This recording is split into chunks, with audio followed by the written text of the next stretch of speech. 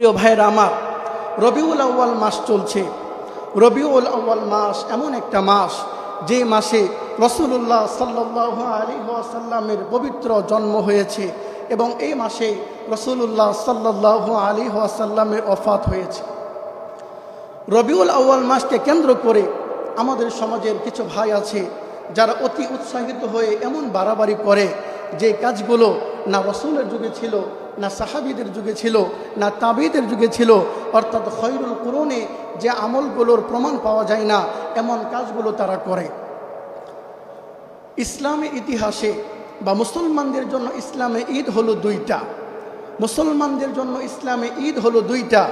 যারা 12 রবিউল আউয়ালকে সৈয়দুল আয়াদ বা সকল ঈদের সেরা ঈদ বলে, এই ব্যাপারে তাদের কোনো দলিল নেই, কোরআনের কোনো আয়াত নেই, রসুলের কোনো হাদিস নেই। মুসলমানদের জন্য ঈদ হলো দুইটা।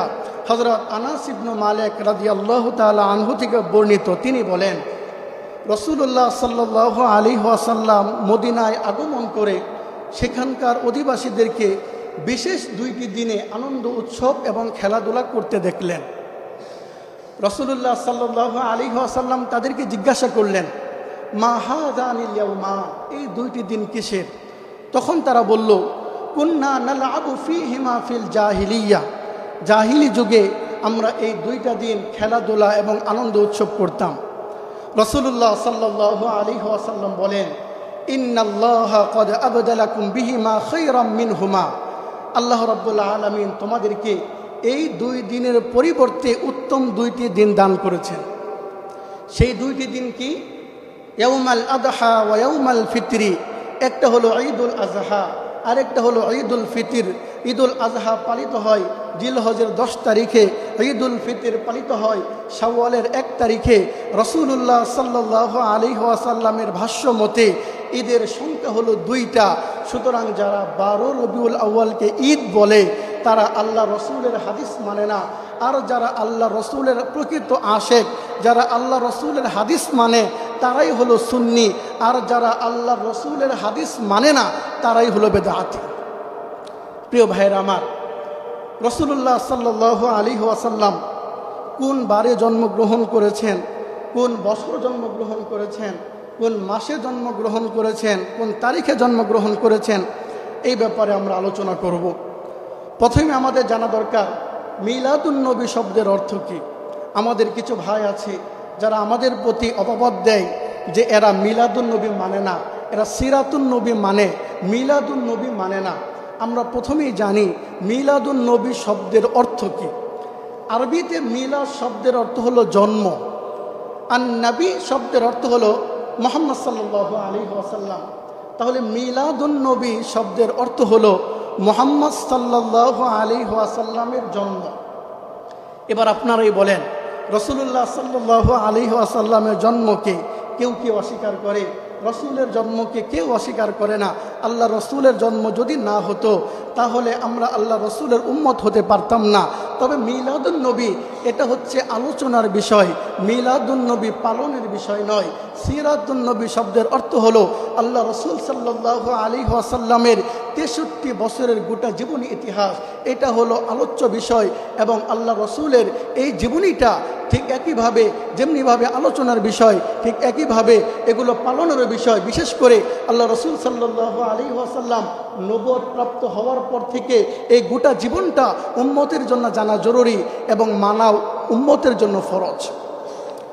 রাসূলুল্লাহ সাল্লাল্লাহু আলাইহি ওয়াসাল্লাম কোন বারে জন্মগ্রহণ করেছেন? মুসনাদে আহমদের বর্ণনা, হযরত আব্দুল্লাহ ইবনে আব্বাস রাদিয়াল্লাহু আনহুমা বলেন, ওয়ালিদা রাসূলুল্লাহ সাল্লাল্লাহু আলাইহি ওয়াসাল্লাম ইয়াউমাল ইসনাইন।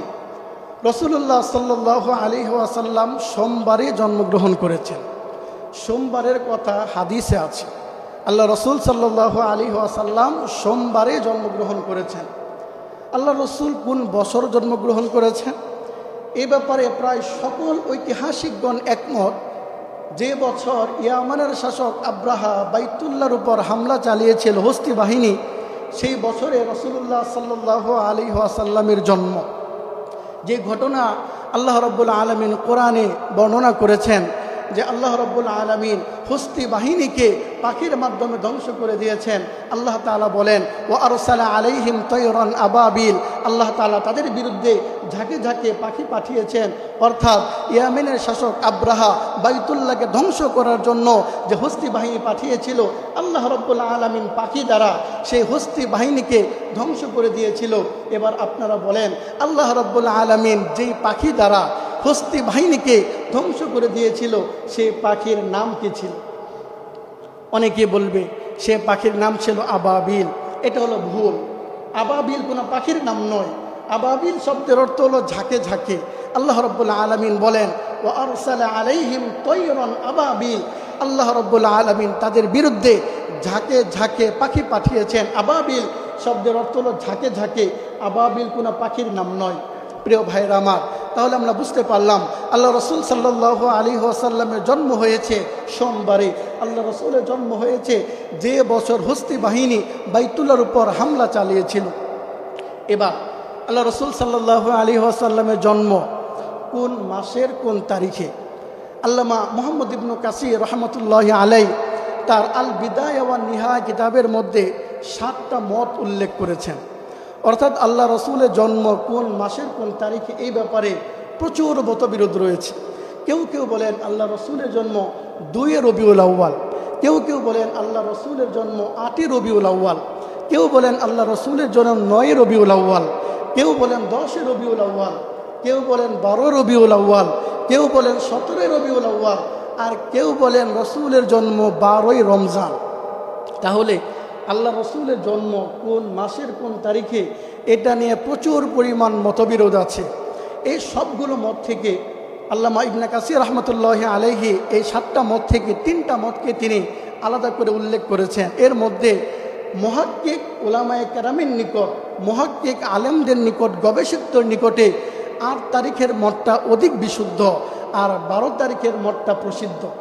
মুহাক্কিক আলেমগণের নিকট রাসূলুল্লাহ সাল্লাল্লাহু আলাইহি ওয়াসাল্লামের জন্ম 8 রবিউল আউয়াল, এটা অধিক বিশুদ্ধ, আর 12 রবিউল আউয়াল এটা হলো প্রসিদ্ধ।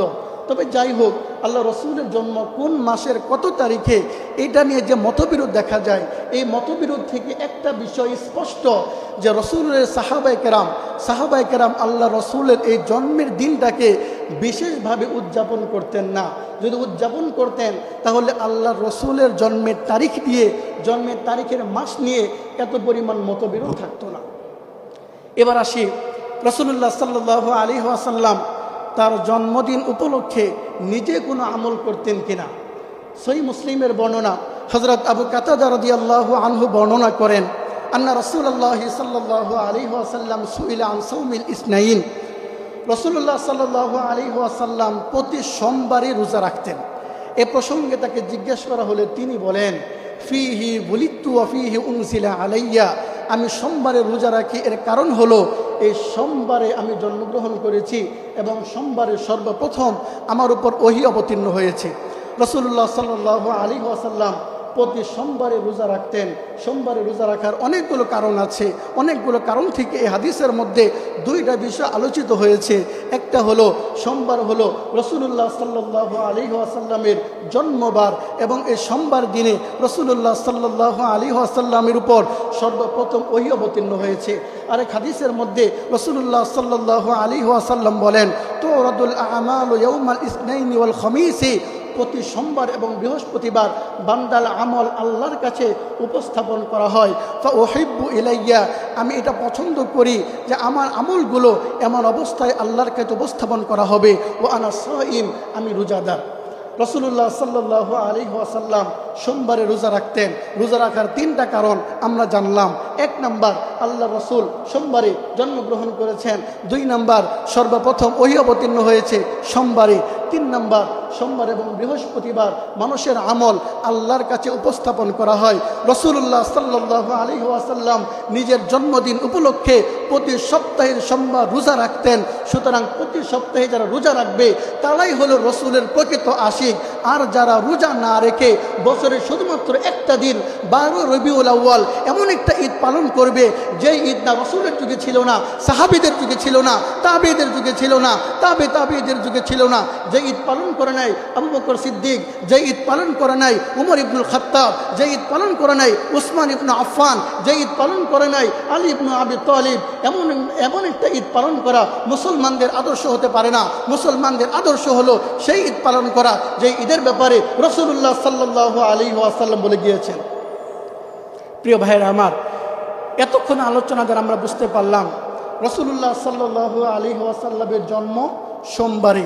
আল্লাহ রসুলের জন্ম যে বছর হস্তি বাহিনী আক্রমণ করেছিল ওই বছরে। আল্লাহ রসুলের জন্ম কোন মাসের কোন তারিখে এটা নিয়ে প্রচুর মতবিরোধ আছে, তবে মুহাক্কিক ওলামায়ে কেরামগণের নিকট 8 রবিউল আউয়াল এটা অধিক প্রসিদ্ধ, অধিক বিশুদ্ধ, আর 12 রবিউল আউয়াল এটা প্রসিদ্ধ। রাসূলুল্লাহ সাল্লাল্লাহু আলাইহি ওয়াসাল্লাম নিজের জন্মদিন উপলক্ষে কোনো আমল করতেন কিনা? আল্লাহ রসুল প্রতি সোমবার রোজা রাখতেন। নিজের জন্মদিন উপলক্ষে তিনি প্রতি সোমবার রোজা রাখতেন। এবার আমাদের জানা দরকার খুবই গুরুত্বপূর্ণ বিষয়, তাহলে 12 রবিউল আউয়াল প্রতি বছর বার্ষিকভাবে জশ্নে জুলুসের মিছিল এবং ঈদে মিলাদুন্নবী পালনের সূচনা, ঈদে মিলাদুন্নবী পালনের ইতিহাস কিভাবে শুরু হয়েছিল এই ব্যাপারে যারা ঈদে মিলাদুন্নবী পালন করে 12 রবিউল আউয়াল, যারা ঈদে মিলাদুন্নবী পালন করে তারাও এই ব্যাপারে একমত।